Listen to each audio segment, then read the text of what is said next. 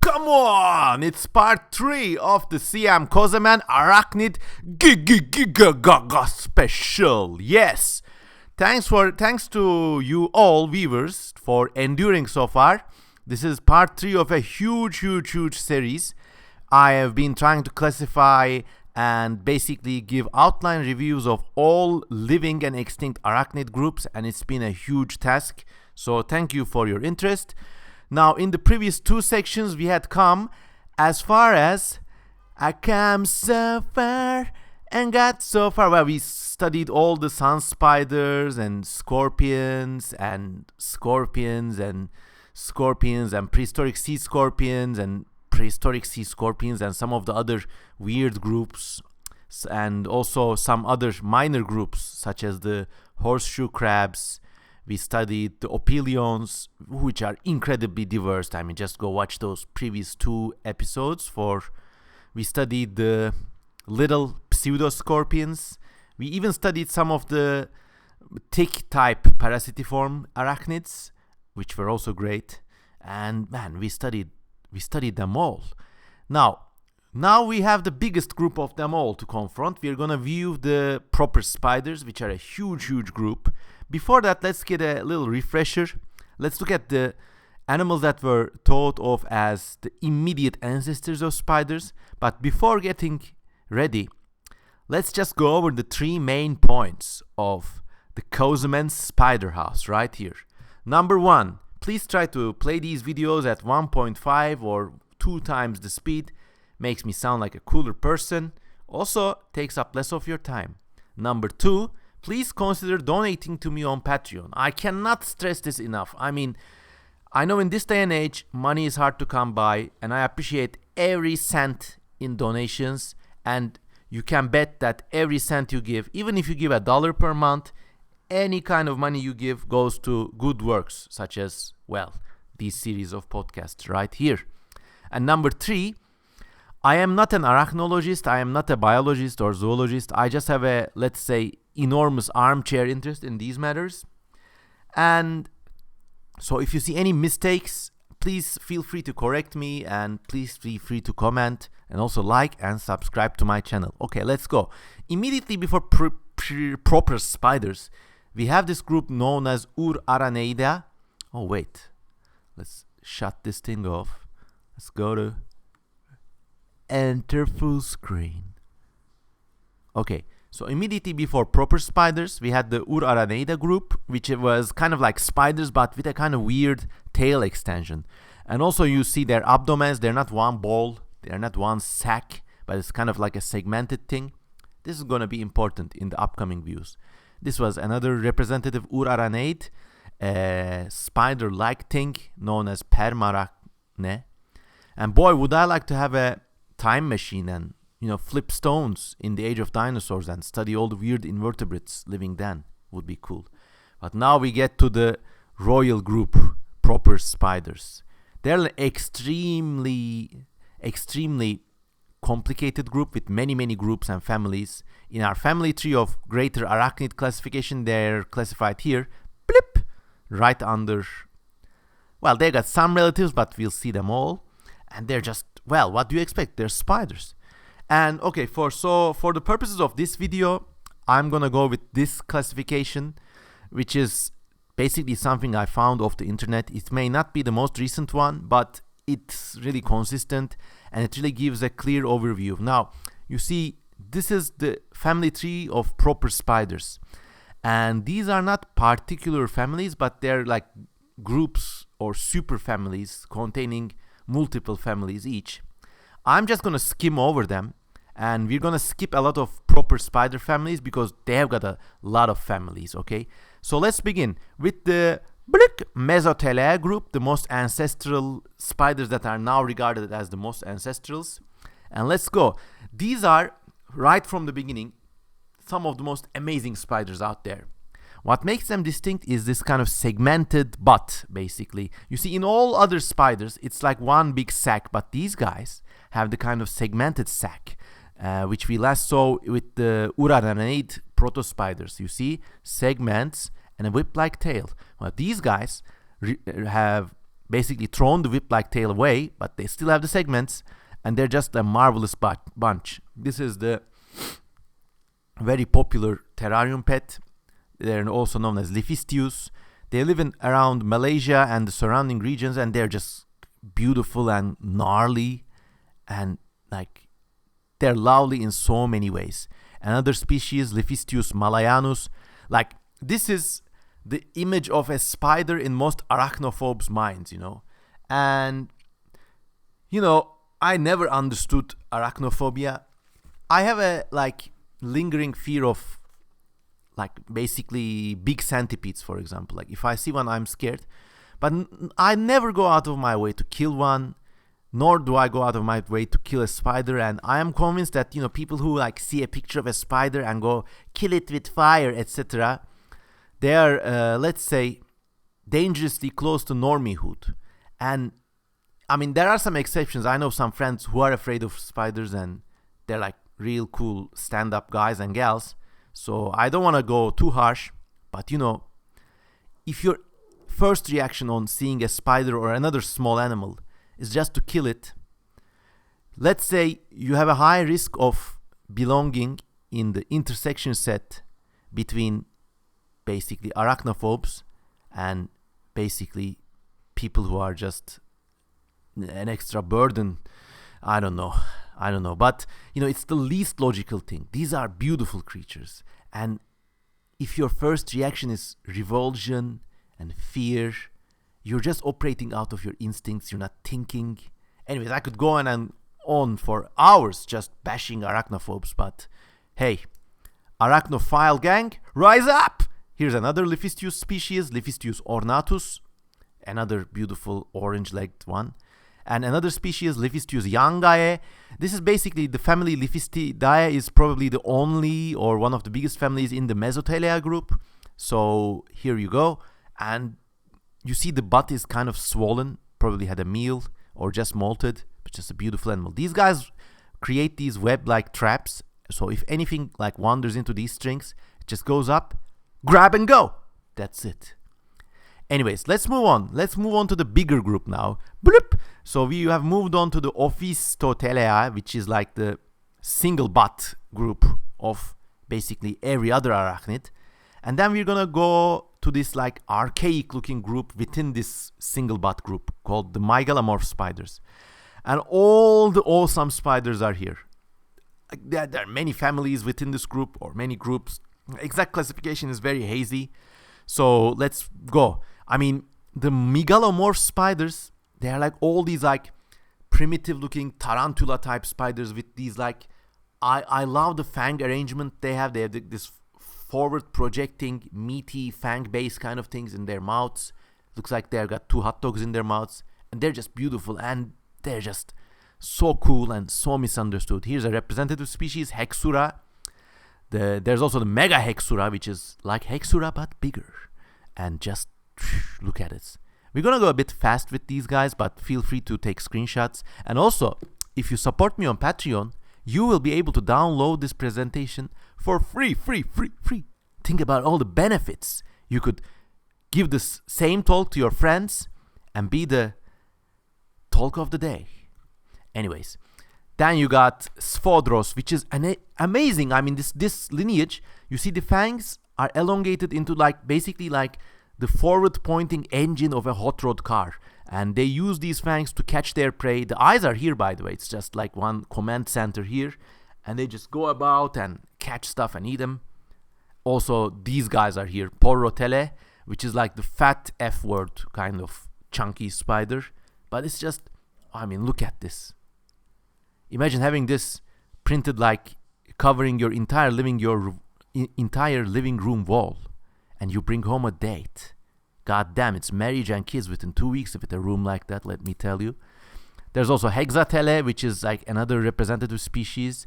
Again, the cool eyes. What I like about spider eyes is that they're all set in different angles, but depending on the angle, they kind of glint like those, small flints or small sparks.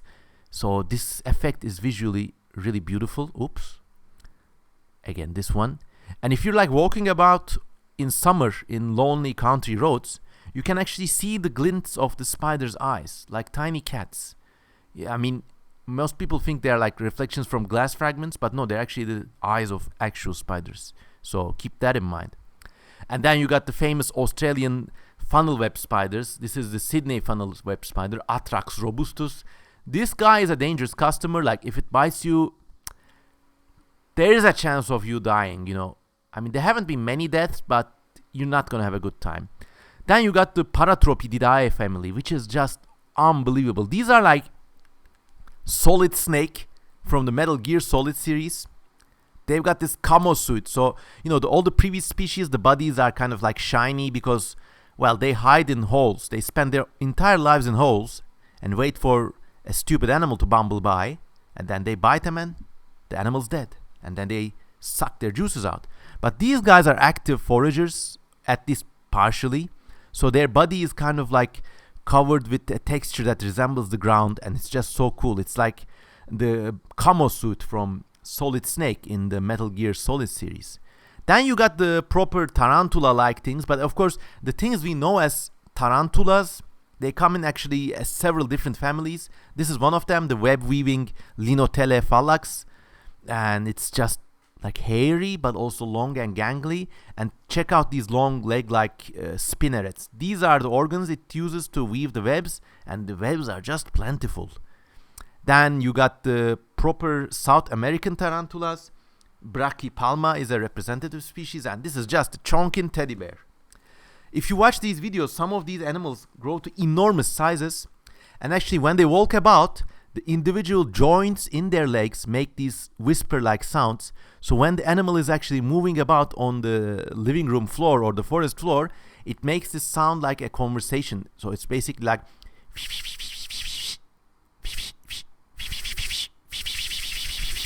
this is the sound it makes. And actually that's the sound Hollywood has used. If you watch these, especially these 80s movies about arachnids, there's a very famous one, Arachnophobia, in which these deadly spiders invade a town. I love that show. I love that movie. And the spiders in those movies make this kind of like spider sound, like it's basically adapted from the chitinous rustling of the legs we hear in big tarantula-like spiders. So this is Brachypelma classi, and then you got Calisoga longitarsius. These are like tarantulas and tarantula-like things. And then you got another like lesser known group containing Migas and other species. This is a male. You can see it's got a pedipalp, and this is where they store their semen. We're gonna see more of spider reproduction in the following slides. And it's just like these guys, but smaller and leaner, but more agile, and it's just walking about. And then you got some of the best families, Atypoidea. Okay, these guys are also found, the family's representatives are also found in Europe, out of all places, and in Eurasia, in Turkey, Greece, surrounding places. And let me tell you, they're like the most bizarre spiders you can see. So the fangs are not only mounted on these amazing kind of meaty celicera, they're also pointed directly upwards. So it's like a scorpion's sting, or like the tiny beak of a bird. I always look at this thing and I don't see a spider. I see this tiny bird with 8 legs and a big butt. And you would have the eye here. But basically, what these guys do, they're called the purse web spiders. They weave a little purse. They sit in the purse. If anything comes near the purse, they use this kind of flick action to stab it through the purse and drink it. And it looks like a very baroque way to live, but apparently it's very effective. They make great pets. They just sit in there like we sat during the pandemic for 2.5 goddamn years in our houses, and they go flick flick. Well, humans are not built like for this kind of existence. Another representative of the Atypoidea, Calommata. Look at these fangs. They're like, again, these guys invented the scorpion sting, but from the forward angle this time. And the photograph is by a gentleman named Tom Patterson, so thanks in advance. And please know that I don't make direct income from these educational videos anyways. So in order to accommodate these amazing fangs, the entire body has kind of pinched, like in the middle, the front segment.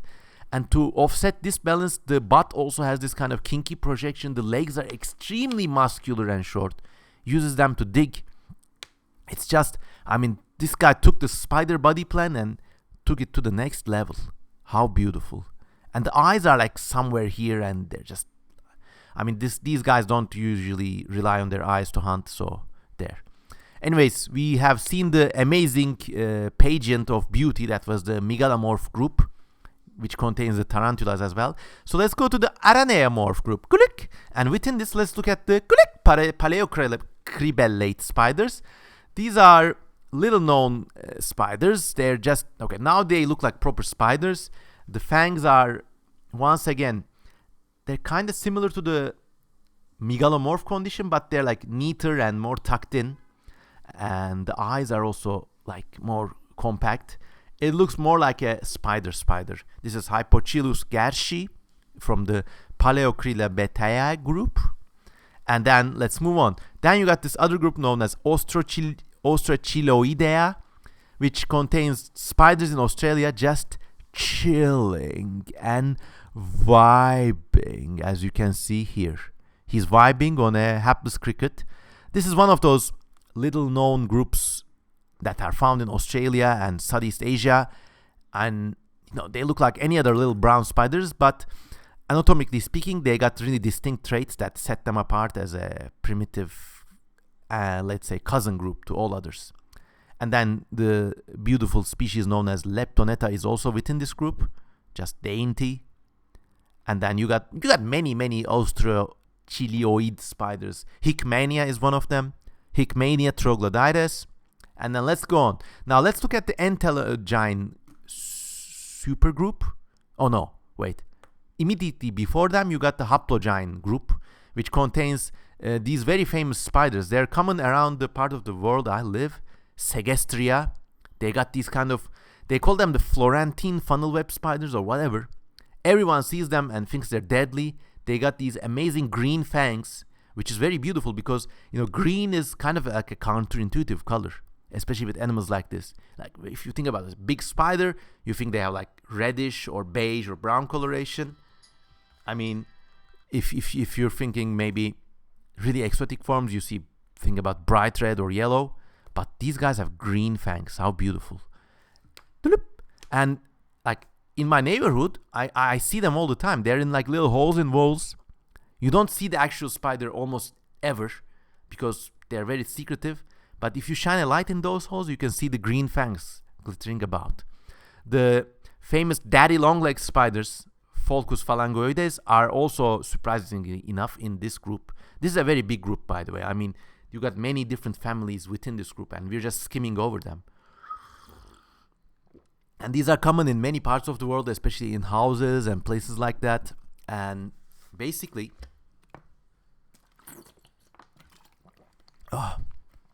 there's an urban legend about how these are like the most poisonous or deadly spiders. But because their fangs are so small, they can't bite people. If they did, they would kill them all. But of course, this is just BS. There's no such thing. And these are, I actually kept them as pets when I was a kid.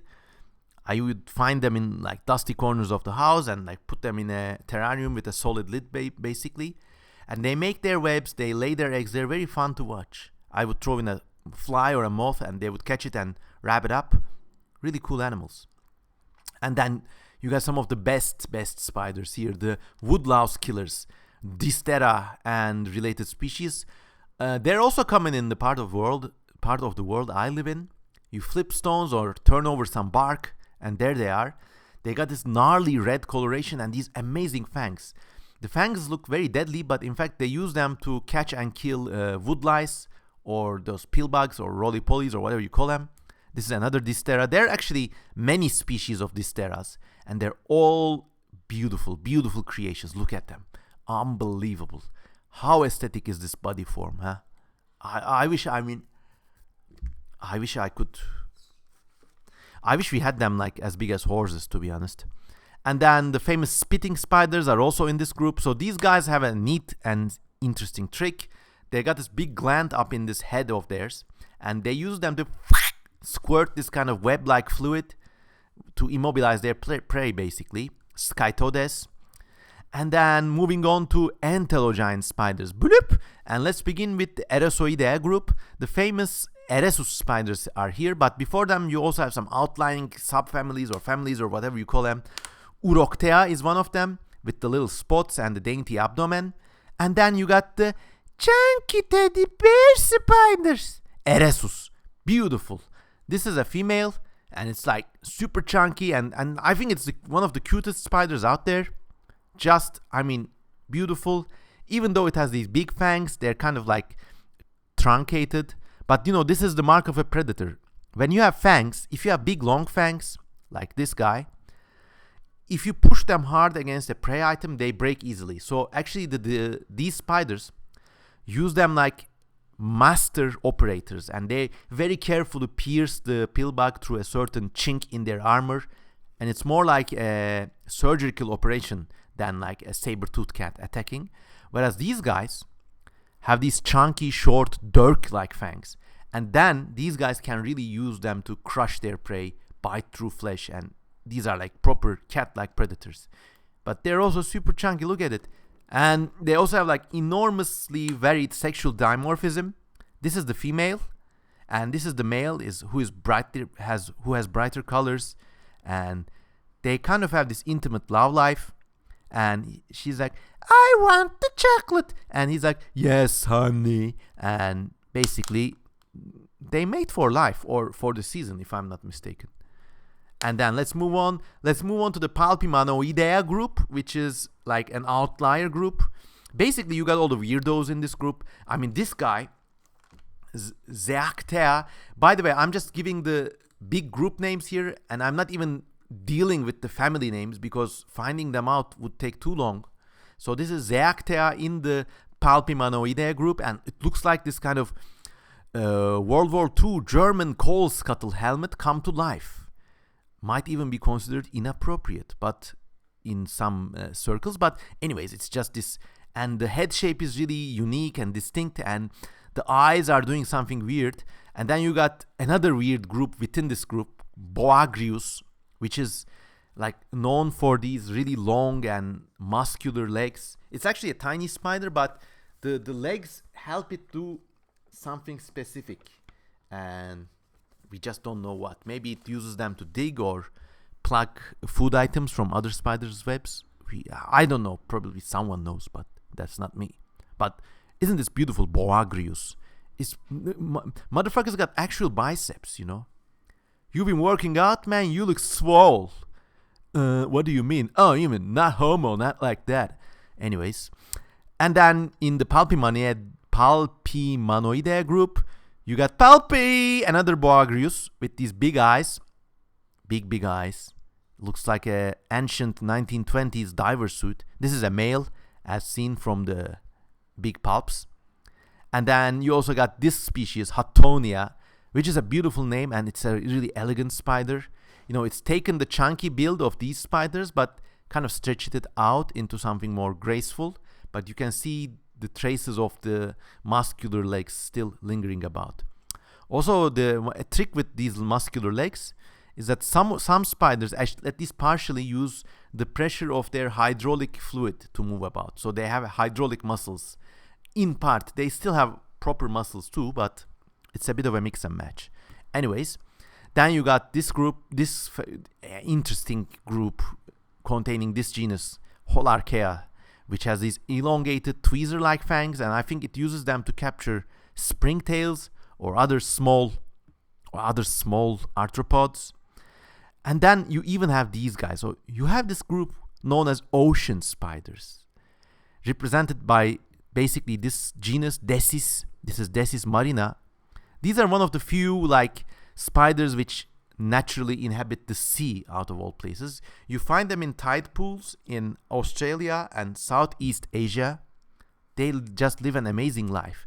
In fact, when I looked at these spiders' lives and their pictures, I immediately conjured up this computer game called Tide, in which you control the species of spider. You got a hunger bar, and basically your quest is to capture as many food items as you can before the tide comes in. It's a massive server game, so everyone controls a different territory.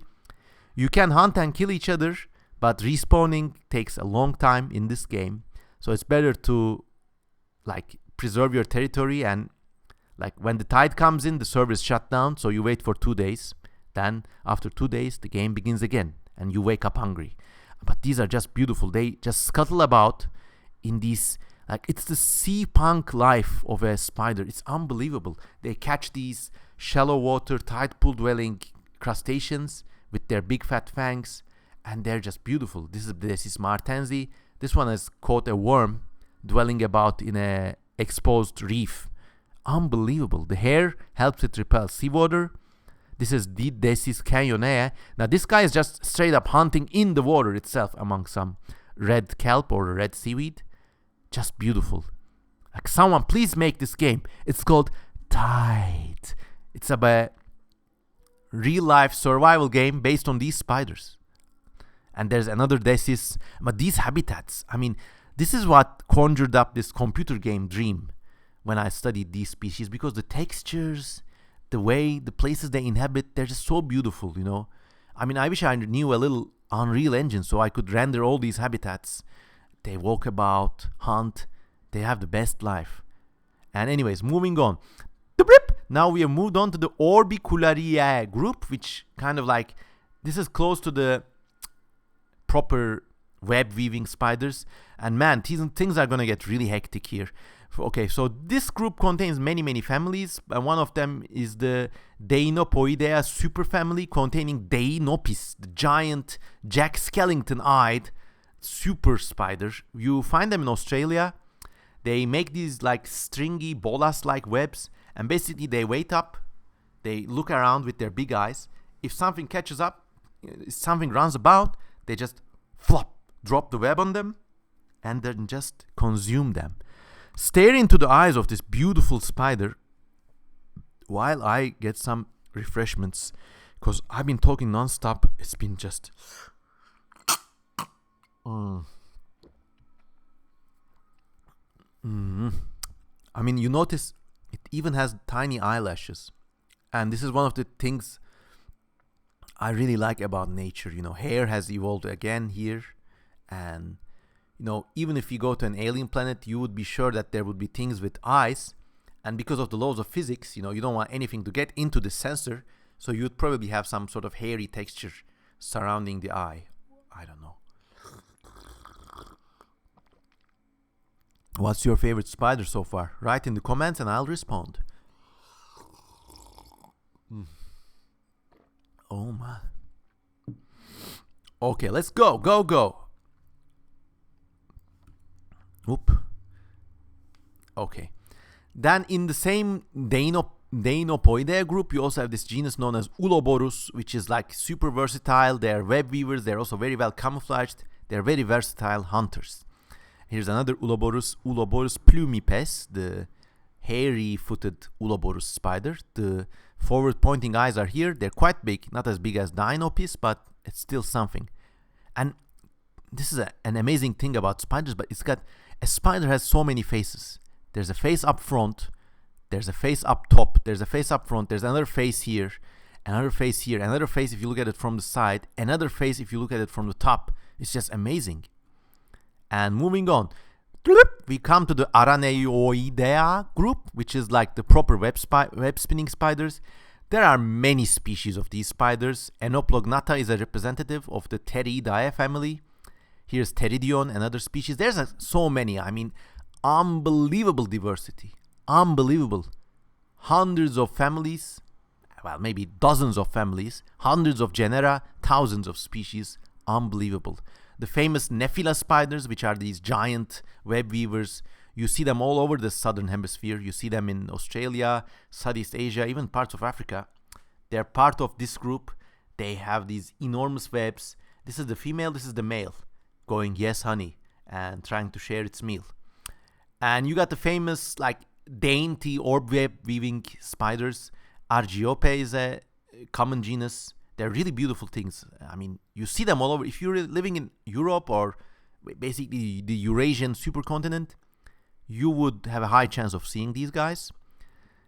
And then you got the tiny ones. So there's Arachnid, the big family. Then you got the Anapidae family, which are similar to the arachnids, but they're extremely miniaturized. Every feature you see in these spiders is here, but they're just tiny. And these have hundreds of species. You can't even classify some of them. If you're at home and you have these like tiny spiders, you can't really tell them what they are, Chances are they're from this group. They're just amazing. And there's also another like small chunky spider family.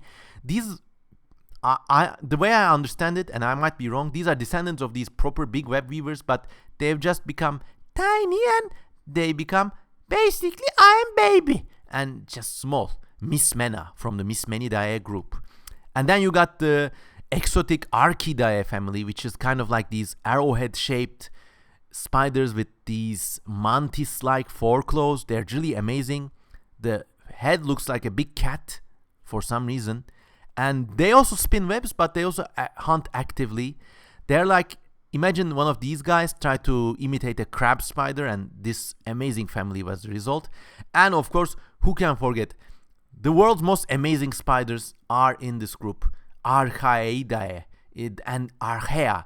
The name alone is also very poetic. Archaea, an ancient elder lineage.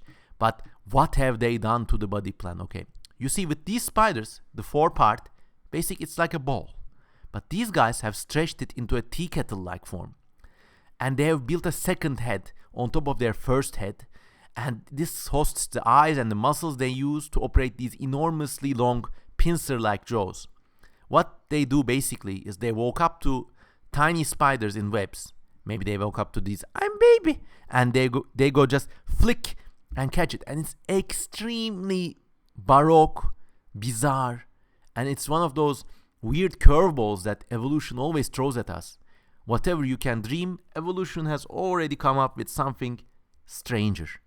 And these are just, I could make an entire 5-hour podcast just studying this group alone, and they are beautiful. Some have these extremely long necks and fangs. Some have these like mid-length fangs, but they have basically built up another head on top of their heads, and this is just beautiful. This, by the way, is one of the best illustrations of any arachnid on the planet. Whoever made this is a bona fide Renaissance artist, and as I've been saying before, these artworks belong in a museum. Anyways, then you got the Tetragonatidae family within the Araneoidea group, and these also have these like mantis jaw-like fangs. These arachid spiders, they were using their forelegs for the mantis action. These were like, no, I'll just use my fangs instead. This is a male. It's got this long pedipalps with these organs. Funny side note is that dissecting these organs is probably the only way scientists can tell individual species apart. So in order to study species, you unfortunately have to kill them and preserve them in alcohol. I personally cannot do this. I would love to be like a citizen scientist and collect spiders, but I only collect them if they're dead. I have these little capsules and some ethanol at home. If I find like a drowned spider in a swimming pool or something, okay, I take it up in the ethanol. But other than that, I feel a responsibility. Deep down in my heart, in the space I allocate to my weird personal beliefs, I believe that, when judgment day arrives or whatever, when you pass on, they're going to come up to you.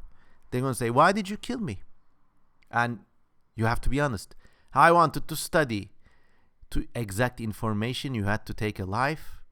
And this is just something I cannot do.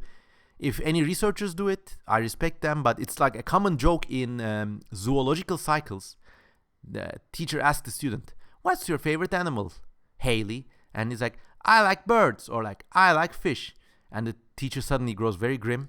Okay, that's the animal you're going to spend killing for the rest of your life. Because if you pursue a career in zoology, you have to study them, and in order to study them, you have to take live samples. And anyways, it's just something I spiritually cannot bring myself to doing. But anyways, back to Tetragnatha. These are amazing spiders. They got these mantis jaws, they're long, and they got the eyes arranged in a figure 8 pattern, and they're just beautiful. Just look at this face. Isn't this... I mean, look at your own goddamn face in a mirror. Let me actually try it. Wait. Look at my own face in a mirror, huh? Let's wait for a second for this to boot. This is my face. Look at this face. Now look at that face. What's this even? I want that face. I should have been born with that face. But anyways, we all do with what we've been given. Anyways, and then, whoop, wait. Go. Huh. Full screen time. Okay, let's go. And then we're moving on to the Linyphioid group, which is a group of extremely diverse tiny spiders once more. And there's many spiders of them. You don't even know what this thing is. Nusoncus is also a representative. Sometimes these guys also have this steel German coal scuttle helmet thing going. And sometimes they exaggerate the placement of their eyes. This is Neriene. This was Nusoncus. They're just beautiful. And then moving on to the spineless femur clade, which is a big group containing many families and many species and genera. And then you got such families as the Cyatoliphidae family. God knows what species this is, but it's like extremely dainty and like, you know, kind of graceful animal.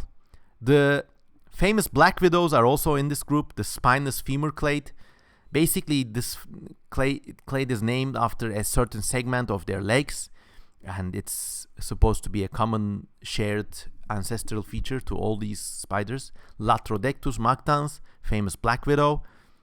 And then move on to Symphytognatid supergroup. Basically, okay, these are like another strange group that basically they took the spider body plan into its smallest possible size. So this is Symphytognatha goodnightorum. And good night, because you're gonna see this face in your dreams. Look at this face. Just look at it. Mirror eyes. They also reduced the number of their eyes. I might be mistaken, but like this species is famous for having only 2 eyes, which is very rare in the spider world. They have lost all their other eyes. It's a 2-eye spider. Surprise good night spider. And it's very tiny. And also you have got these other genera such as Crassignatha.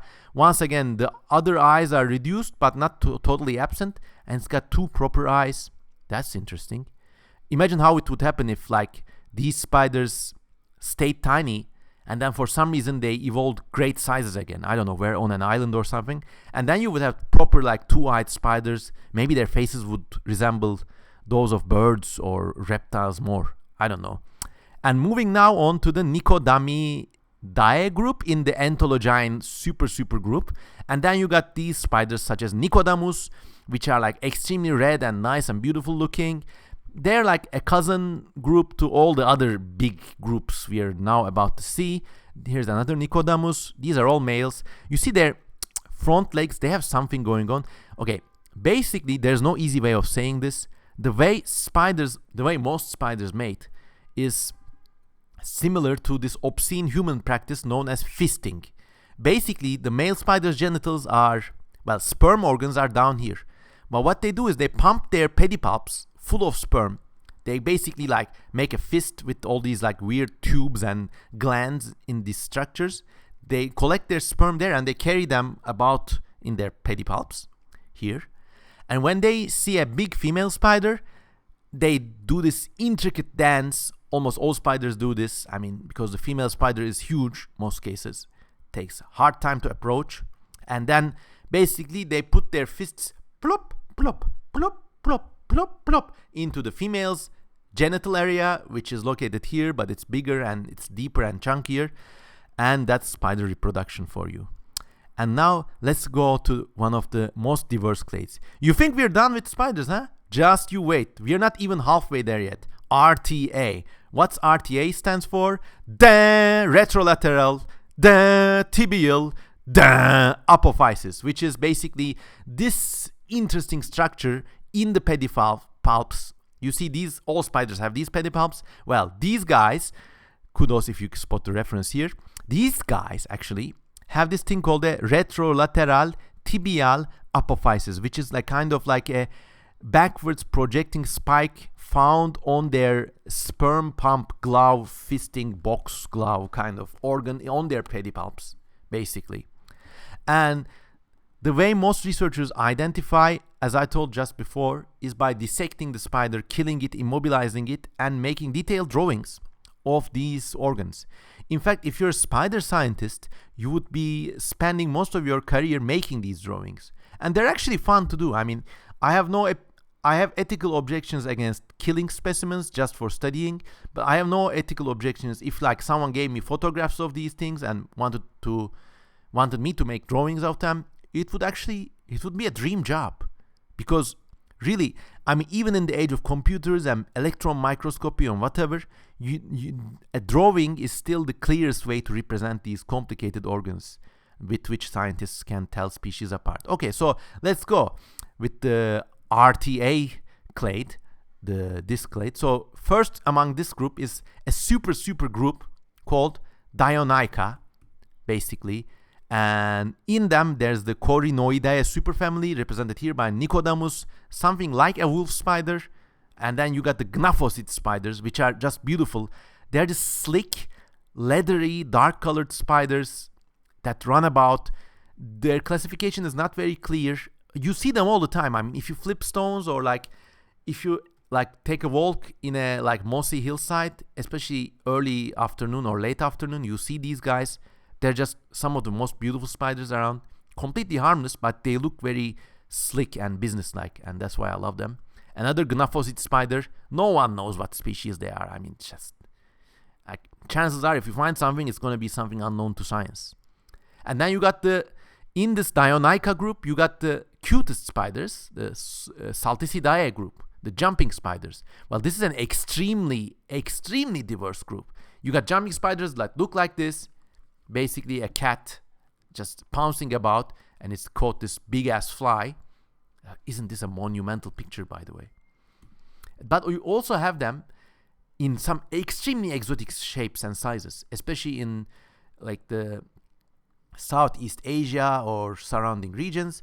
You have them like looking like this. You have them all in all shapes and sizes, basically. They are these hairy dudes, colorful dudes, and these like thin guitar-like forms that almost look like dragonflies. You got the famous Mopsus mormon, which is a giant Australian species. And these guys, I've traveled to Australia. I've actually seen them, and I had tears in my eyes because I've been studying the books and images of these spiders all the time when I was a kid. Finally, I saw one. They're like really like, they look at you, they follow your finger, they react. I mean, you can clearly see this is a self-aware and, dare I say, sentient creature. In fact, in the deep corner of my spiritual beliefs, if you finish the game as a jumping spider, you get to be reincarnated as a cat, probably. And we got many cats lying around. But anyway, they're just beautiful. This is also one of the reasons why I believe that arachnids on the whole are this group in which individual awareness is higher than most invertebrates. You know, they have extremely complicated behaviors. They make these tools, they make webs, they make these elaborate egg chambers. I mean, I think they feel things. I think they're aware of themselves as individuals. I don't think any animals, I don't think even bacteria are these like reflex-driven Cartesian machines that early Enlightenment science pictured them as. Of course, like, even if you catch people and put them in a room, we're going to have certain reactions when we are deprived of food, deprived of heat, etc. This doesn't diminish the intricacies of our self-awareness.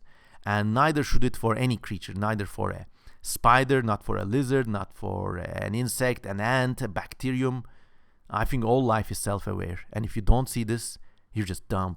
I'm sorry. Anyways, jumping spiders also have the very famous ant mimic spiders in their number. So this is a proper jumping spider. This is also a jumping spider, but it's stretching its fangs and body into something weird, basically imitating an ant. Some of these are really ant-like. I don't know if this is to camouflage themselves among the ants, because most of them don't hunt ants.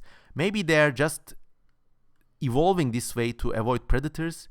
And then you got some very colorful forms such as Lycidas. And then moving on, you have the Selenopidae family. This is a huge clade, remember. Jumping spiders are there. All the other, like most other species of spiders, most other spider families are in this group. Here's a minor family known as Selenopidae. Selenops is one of the representative species for this clade.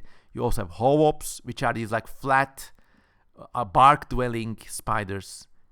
And then you got the famous huntsman spiders, represented here by who knows what, but they're really big spiders. They're also completely harmless. Their venom is not very strong, actually. That's why they need to be so big.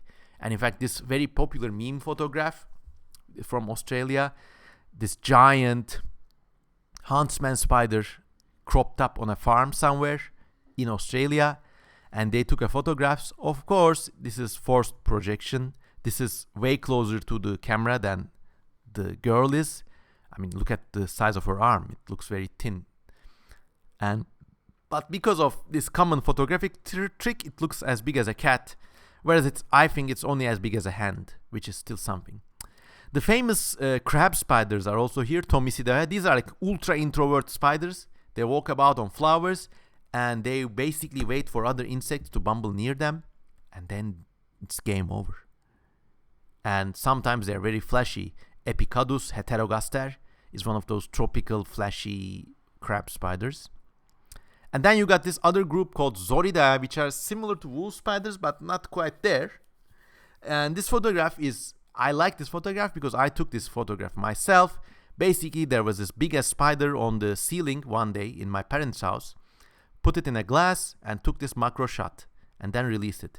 Then you have the Clubionidae group, which is like eclectic, little known, like thin, lanky spiders. I also took this photo myself.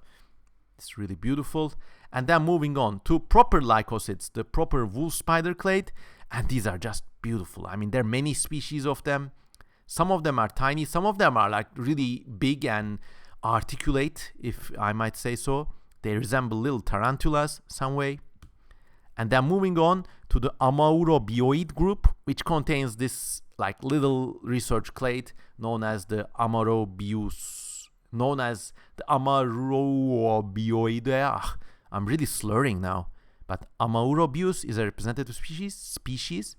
And you can see here the little spike that connects it with the entire big ass RTA clade. So there. Well, that was the big group of spiders for you, but we're still not done. Still not over, everyone. We still have other groups of arachnids to go through because we do things comprehensively in CM Kozemen Town. Let me take a little sip of coffee or tea.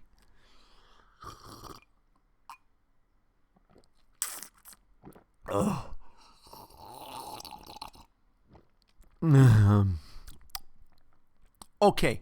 Basically, Haptopoda is this extinct group. Once again, no one really knows what exactly they are. Some people classify them here, close to some other groups, but it's known from these few paltry fossils.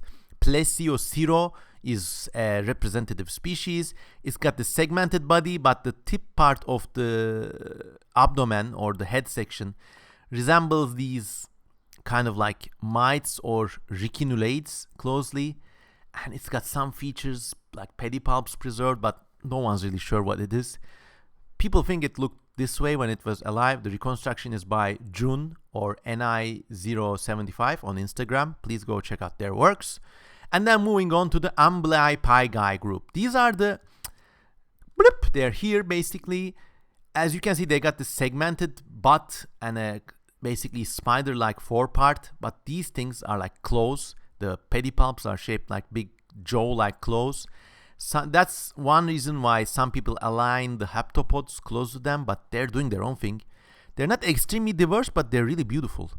I mean, the way to classify them, there's two main groups, Paleoamblypygae and Eoamblypygae, and there are also like many distinct clades beneath them.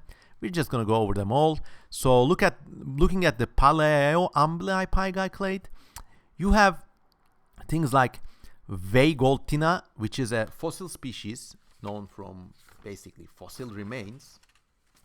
Let me just arrange my notes while you feast your eyes on this. Okay, so these guys don't make silk, so that sets them apart from proper spiders. Oh my. They are not really venomous. They like warm, humid, and dark places.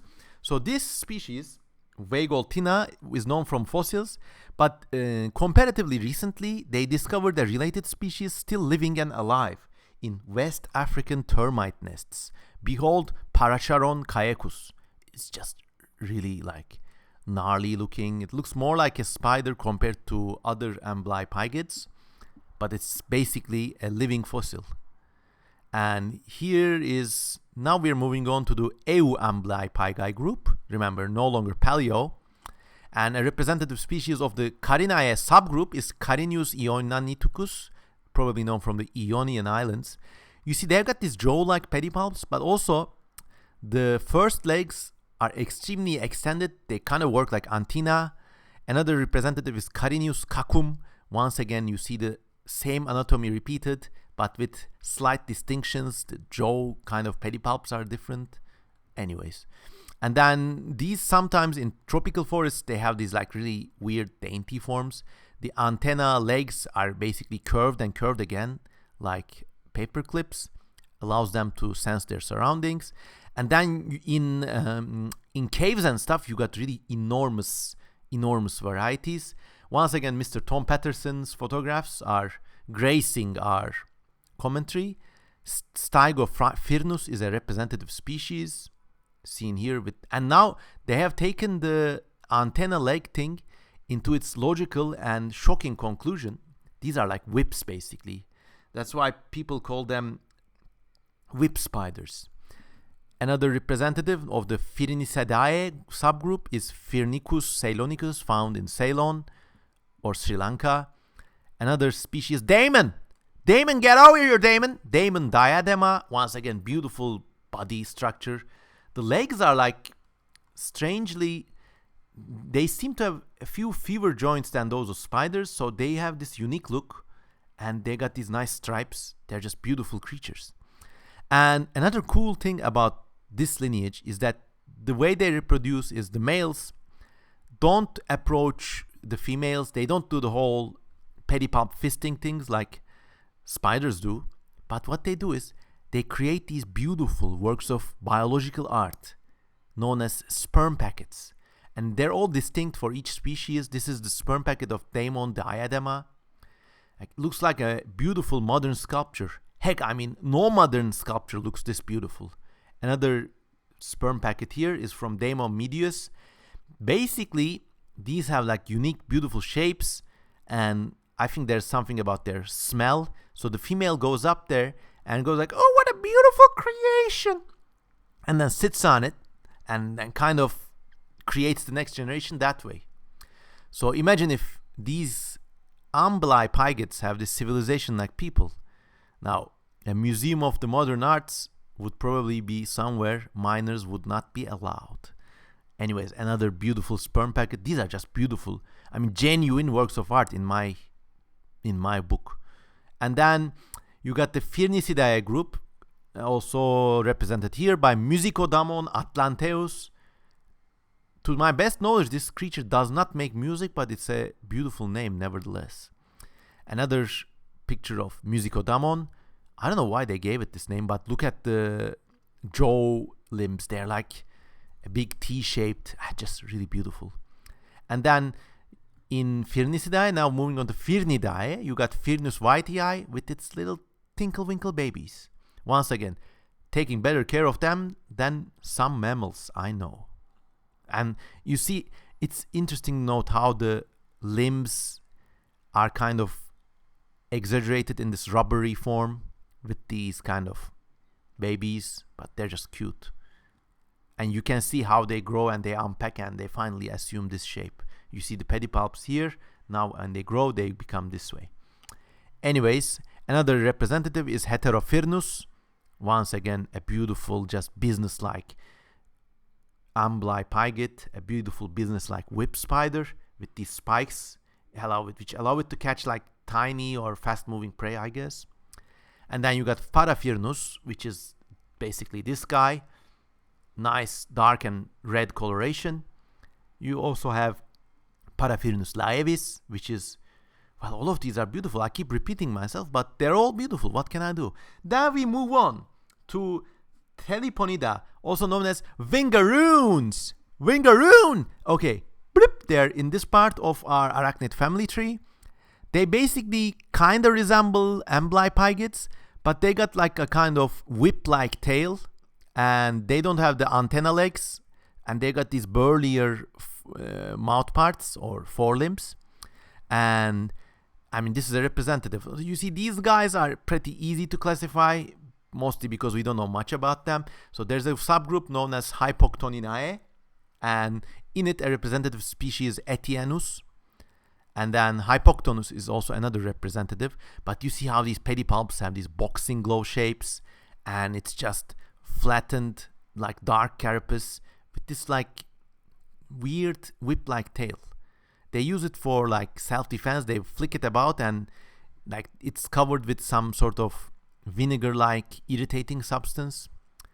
It's coarse and irritating, and it gets everywhere. Here's another one from the Mastigoproctinae group, subgroup, Mastigoproctus baracoensis. Again, these are like massive jaws, walks about in mud. And you also have Mastigoproctus giganteus, which is gigantic, and people sometimes keep it as pets, especially in the exotic pet trade.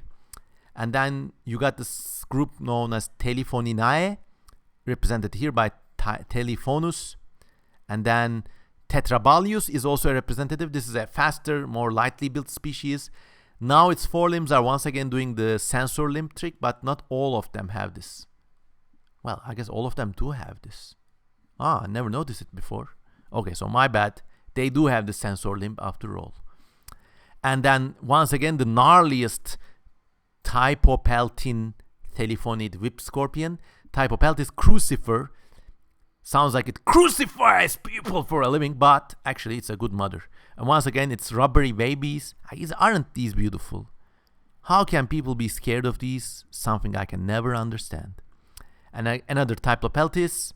And then we're done with the telephonid Vingaroons. Now we're moving on to Schizomida, which is another tiny little known group. Schizo. When I was growing up in the early 2000s, it was a common thing for attention-seeking people to say, "Don't you know I'm schizo?" But now that fad is thankfully over, and now we're moving on with the Schizomida group. Anyways, bloop, this is where they are in our family tree. They're probably close cousins of the whip scorpions, these guys. In fact, they might be just really small and dainty looking telephonids and nothing else. So they got this like little tail-like thing, but it's not very apparent. The boxing glow foreparts are also here, so are the sensor limbs. Most of them don't have eyes. So the way these are classified, there's like one ancestral kind of group called Protoschizomidae, represented here by Agastoschizomus, which has no eyes and it's kind of got like this more archaic look. Alright. And then you got the Hubbard group, which contains everything else basically. Hubbardia pentapeltis is a representative species. There's something really nice, sleek and fast about these animals. And the fact that they're eyeless and they're just these slick, unknown arachnids walking about in the soil. Here's another shot of Hubbardia. These guys are found in the US Pacific regions. So if you're living there, go take a look in leaf litter, under bark or something. Here's a beautifully named one, Draculoides Bram Stokeri. Bram Stoker, of course, is the author of the famous vampire books. And Draculoides is obviously named after Dracula. And another Draculoides is Draculoides vinii. once again, these like brownish red colored glass creature. Unbelievable. Here's another species, Stenocrus. Once again, we only know what they look like and almost nothing about how they live, how they feed anyways. And then this is another unknown. And you see all the others had these whip-like tails, but this guy has this kind of T-shaped or radar dish kind of thing. And the jaws are longer and the limbs, this shape is just so beautiful. I'm triggered in a good way, aren't you? Anyways, moving on to Ricinulei or Ricinulei. All these names are written, but they're seldom read aloud, so I don't know how to read them mostly. Read this text and enjoy it while I refresh myself with some tea and coffee. Anyways, these are commonly known as hooded tick spiders, basically, and they're this kind of, I hate to use the word, but imbecile-looking, tick-bodied, spider-like things. Okay, and they're here within our family tree. They are closely aligned to proper mites, but I don't know, who knows? Maybe they're gigantic mites that are trying to imitate spiders. No one really knows. One thing strange about them is that they have got this life cycle in which they start out as larvae, and as they grow extra legs, and the legs become more muscular, and the males have the beefier legs, and the females are they're kind of larger, but the legs are not as muscular. Their legs are really unique. They look like bizarre machines or like something carved from wood, you know? Anyways, this is the larva. It's got only 6 legs, as you can hear. And as it grows, it gets an extra set here. This is the deutonymph, the teenager or the adolescent. Usually in this stage of life, the deutonymph creates a YouTube channel and starts offering its spicy takes on race, gender, religion, and the fall of Western civilization. Then the parents slap it about and it grows out of it, hopefully, and then it becomes a proper hooded tick spider. Here is a representative species.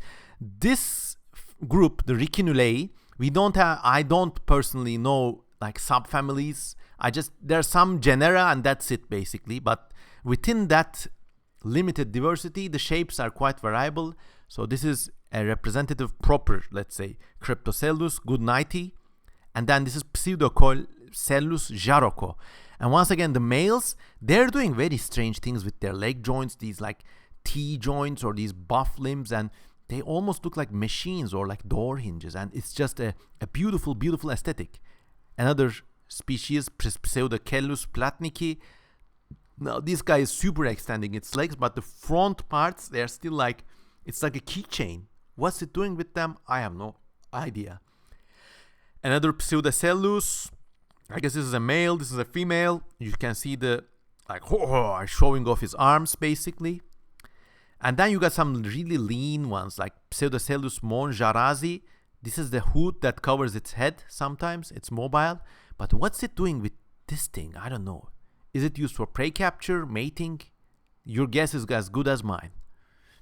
Another Pseudocellus olmeca. This is what you see after downing 5 bottles of Olmeca tequila. I'm joking. But one thing interesting about Olmeca and these guys is that they also have these tiny limbs, almost like jaws. And then you got all these weird, like wood shop limbs. Unbelievable. Look at these. And look at how does it move? They're obviously doing something very specific and very special, but I would like to see more videos of them using their legs in life, but obviously we can't. If you know more about Ricinuloids, please mention them in the comments. This is another representative, Pseudocellus pearsii, and this is Ricinoides atewa, a beautiful, beautiful creature. I guess it has no eyes. How it finds its way is anybody's guess. Another Ricinoides, Spa. Once again, it's got these like mouth part type legs here and the buff legs here, and it's got the hood here. Super introvert. Basically, these guys have a built-in hoodie, and of course these legs are doing the like weird kink again, and they're just so diverse. There's just so many of them. So let's move on to Acariforms, our final clades. We've done it, everyone. We've almost finished the entirety of arachnid diversity, But actually this group is the most diverse, not just of arachnids. There are probably more species of Acariforms than there are spiders. We just don't know about them yet. So to recap, basically, people used to think that ticks, some certain parasitic mites, and these things like velvet mites and dust and fur mites and like eyelash mites, etc., people used to think they're all one group. But of course, this turned out to be an artificial classification. One half of this group was known as parasitiforms. We covered them in the earlier first or second video of this series. Now we're covering this Acariforms. And some people think they're related to camel spiders, which we saw in part 2. But actually, in our big classification, let's move back. Okay. Here, I don't know, they're allied with Ricinulei, but I guess no one knows. I'm using several different and contradictory classification schemes, but just to make it clear, there are these parasitic mites which include ticks, and they have these kind of piercing mouthparts. Now the ones we are going to study now, called Acariforms, they're much smaller. Their body is kind of squishier, and they got these sensors on their shoulders, and they don't have the piercing mouthparts. So in that way, they're distinct. They are two different clades.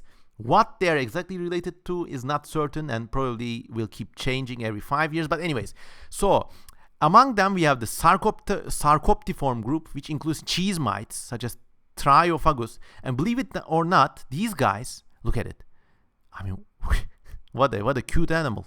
And these are microscopic creatures. They are used to make cheese.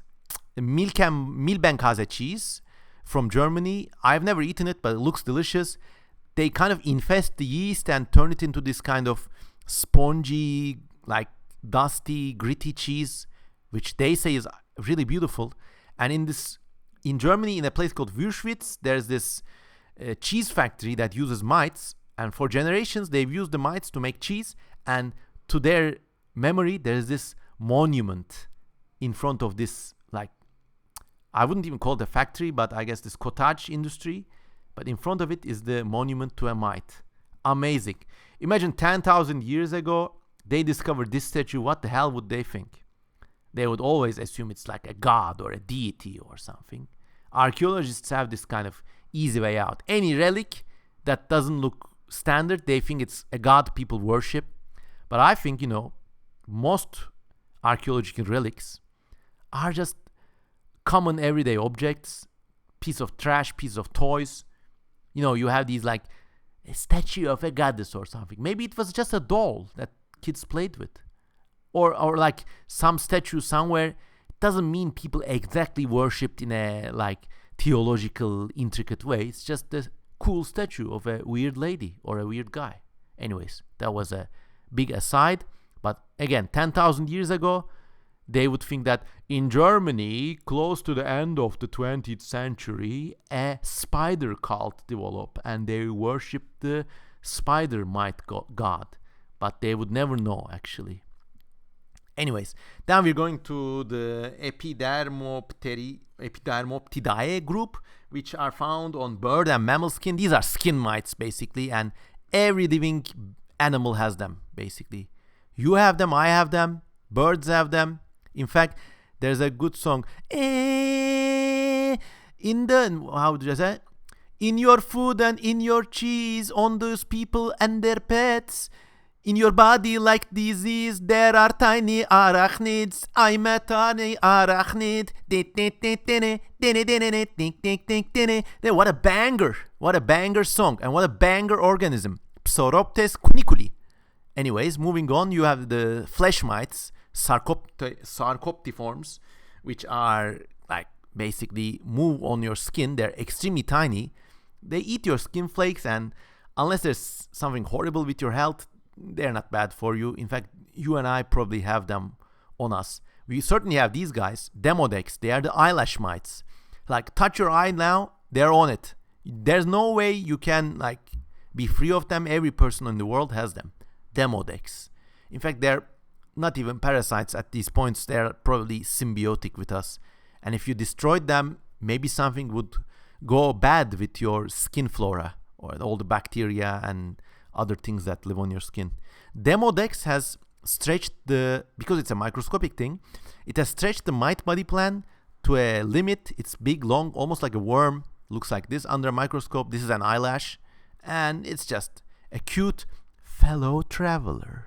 Anyways, then you got plant mites in the Eriophidae group. Aceria is a representative. By the way, we are skimming at light speed now. I mean, there's thousands of species of mites and subfamilies all over the place. We're going so fast, we're really skimming over them. In fact, the study of mites and parasitic mites could make like for 10 1-hour long videos by itself. But anyways, this is another Aceria. Once again, it's doing the worm thing with its body, but some mites really take it to weird places, such as this one from the Nematalycidae group, Osperalicus tenerfagus, another like skin-dwelling mite, I guess. And then this guy not only has stretched a tail, it stretched the body into two parts, so it looks like almost like a tiny salamander or a snake or a tadpole kind of thing. But it's just proof of this incredible, inventive, blind, miraculous way that evolution works. Then you got the Trombididae group, the furry mites. These are completely harmless. They're called mites. For that reason, people are afraid of them, but they're just like free-dwelling animals. They live on like organic detritus or very small creatures, and they just walk about. Then you got the Erythriidae group. God knows what this is, but it looks almost like a caricature. Unbelievable. And I mean, these are found all over the place, basically. Some of them are like, yeah, these are those guys. Okay, so I don't know if you have this memory, but especially like when you're in elementary school or something, you go out to the park or whatever in the summer, in the hottest part of the day. You look at like the most unlikeliest place, a piece of concrete baking under the sun, or like the metal surface of a flagpole or something. These guys are walking about. Like, you would think that the heat would desiccate them, but no, they're doing all right. They're just walking about. There's nothing, at least not nothing you can see that they can eat. Just walking about in the sun, baking. Sun boys all over the place. I don't know what they do. I always used to think that somehow they use the sun for energy. Maybe they have something similar to photosynthesis going on, or maybe they just use the sun's heat to digest their food. I don't know what they do. They're unbelievable though. And if you have this memory, please share in the comments. Sun boys, everyone. I actually used to watch them. Like, for example, jumping spiders would come near them. And jumping spider, it's like a little cat. It would eat and jump on any small prey. But they would distinctly avoid the little sun boys. I don't know what they're doing. But they're beautiful. Beautiful. Beautiful, beautiful. Then we got the Labidostomatidae group, which contains predatory mites. This is like the best life. These guys are living their best life. They're basically like Pac-Man. They're walking about, whack, whack, whack, whack, whack. They're completely blind. They walk about all sorts of microscopic textures in the soil, under bark, anywhere. And if they see something smaller than them, they eat them. Look, this is a smaller mite. He is just stabbing it and drinking it. And you see, their eyes are on their shoulders. This is what sets them apart from the ticks and the other biting mites. Unbelievable. Look at it. It's like a little car. Zoom, zoom. Anyways, then you got the Smarididae group, represented here by Odontoschirus, which is, again, another predatory mite guild. These might also include some of those sun boys you see in the sun.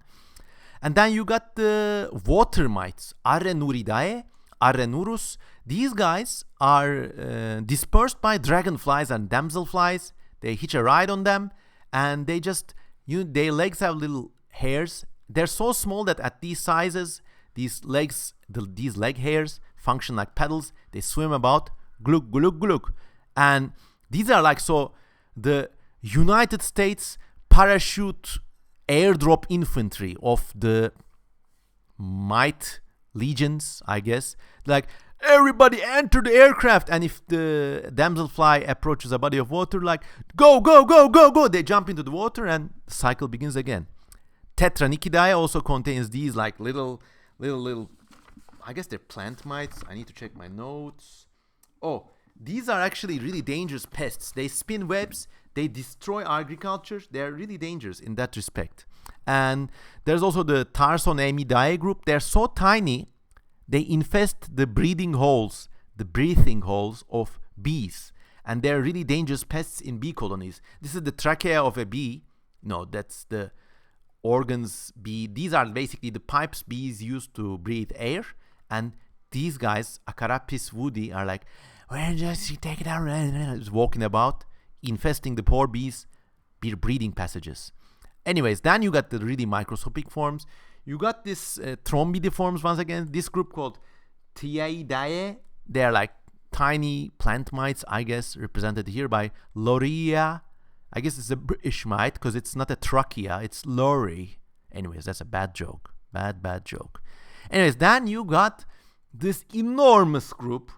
There's entire orders of mites here that are so complicated and so difficult to classify that I'm not even gonna go there. Just like, these might not even be a single coherent group. They may be tiny mite-like things descended from a number of different mite ancestors.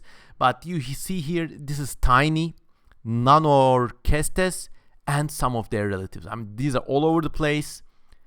I mean, this is the part of natural diversity that humbles the human mind, and like, you need entire lives and entire careers of multiple scientists just to even get a proper glimpse of what these guys are like. Anyways, can you believe it? In 3 parts, we've covered the entirety of arachnid diversity. This is going to be a good primer for any of you. And if you support me and follow me on Patreon, you can download this PDF for free. Unbelievable. That's all, folks. Thanks for enduring with me. Thanks for covering all the arachnids. And these are just beautiful creatures in all aspects. The way they live, their shapes, their sizes, the niches they occupied. In fact, for the long weeks that I took to compile this presentation and to record this video, a previous night just before recording this, it came to me in my dreams, a little poem, a little haiku. Forms and lives beyond man's inkling, all hail, envoys of the Arachnid King. And if you watched all 3 videos so far, I demand you to write in the comments with all caps, all hail the Arachnid King, all hail the Arachnid King, all hail the Arachnid King. If you write this in the comments, I'll know that you've been among the lucky few who endured my ramblings on arachnids for so long, for 3 long videos. Anyways, I would like to thank everyone on patreon.com for supporting me. You guys really make this possible. You know, thanks to you, the economy is in a crunch. I mean, there's been more than one incident in which you have saved me and my family from a tight corner. Like, this is completely unrelated with the arachnid videos. Like, even if I had 0 Patreon supporters, I'd probably make these videos. But, you know, it's better with friends and it's better with supporters. Here is all my Patreon supporters. Thanks Hayden, Rhea Lavi, Jacob McDonald, Rin, Gavin, Sophia, Corey, Livewire Lion, Delusional Entity, Digstream, McDingus, Vladitronic, Saad Yusuf Andalip, Kızjarat, Arn, Michael, Fartpillow, Caleb, Jess, Ellie, Kashavian, Martin, Damascus, Roja, Inaki Dragoyirigoyan, Louis B42. Wow, I've been supported by a self-aware World War II bomber. That's great. The Black Mage, Jess, Man, Ben, Kyla, Omari, Julio, Ryan, Luke, Nick, Gavin, Normal Gecko, Demit Tishin, Kate, nice name, Alistair, Tankok, Kautik Garial, Peter Avilian, Samuel Horovatin, SS13, The Kekistani, Blair Nicholson, Jan Clayfish, Jack Hamill, Mondo Endargon, Kenneth, Ninja Zachary Boy, Yayo XD, Adian Dupuy, CR Manjerovic, Matilda, Akdemiker, Tad, Beware the Coup. This is a really nice channel. Beware the Coup. He does really nice All Tomorrow's fiction. Go watch it. Follow it, please. Iza, Kyra Fiskov. This guy single-handedly rescued my Snayat project from obscurity, so thanks in advance. Seth Howard, Michael, Dr. Dolphin, Squid Juice, Dark Lord, Straninja, Sirik, Mikin, Theodor Tront, Anders, Connor loves crabs, I love crabs too, Mackenzie Chandler Duanant, HH, Sal Goetken, Tony Bologna, Holy Valley, Burger King, King Mummy, Corlops, Whoop, Lynn, Billy Goat Ideas, Mame, Ashley, Jack Daniels, Ben Watford, Rocco, Rob, Thomas Zimmer, Ian, Abby, Diana, Marcus Brock, W.C. Mason, Nicholas, Todd Chocolate, Nick Whitby, Matthew Kashevarov, Lucifer King, Ike Bones, Terran Veyrik, Amy Collette, Charter Noir, Alchiftex. This guy is a great channel. He last year single-handedly lifted my All Tomorrow story from internet obscurity into a global phenomenon, so thank you so much. Fragon Zero, Isu, Jack, Darwin Jones, Luis A. Fuentes, Neko Scum, Shadow Player, Yeet, Corey, Violet Wisp, Ernest, Nicola, Chase, Billy, Pop Was His, Pop Hatwiz, Parker, Even, Smoog, Mika, Sadowski, Will Kettler, Alexander Byrne, Jonathan D. King, Yanditu, Hedrigal, Avery, Andrew, Lauren, Dale, Lane, Burak, teşekkürler, Gregory, Enslime, Anna Noble Seller, Jakub Bobrovics, really good friend, thanks man, Ryan Bix, Savan DePaul, Eugene, Tall Green Boy, Thomas Strimple, Joshua A.C. Newman, he's a really close internet friend too for years, thanks man, Angel MW, Biblaridian, he's got the best channel. He's got the best channel of world building. Go follow him right now. Jerome, Lars, Ezekiel, Kevin Shrek. He made my life into a documentary. Thanks, Kevin. And Mike Trainer. And Mike is also one of the biggest collectors of my works in the Western Hemisphere. Thanks, Mike. And thanks to you all. And thanks to you all beyond this group for supporting me. Even if you looked at this video for a minute and thought, what the fuck is this guy talking about? Thank you for being there with me. This has been the Siam Cosman Arachnid Giga Special Part 3. I hope you had a good time and I hope you have a good day. Goodbye.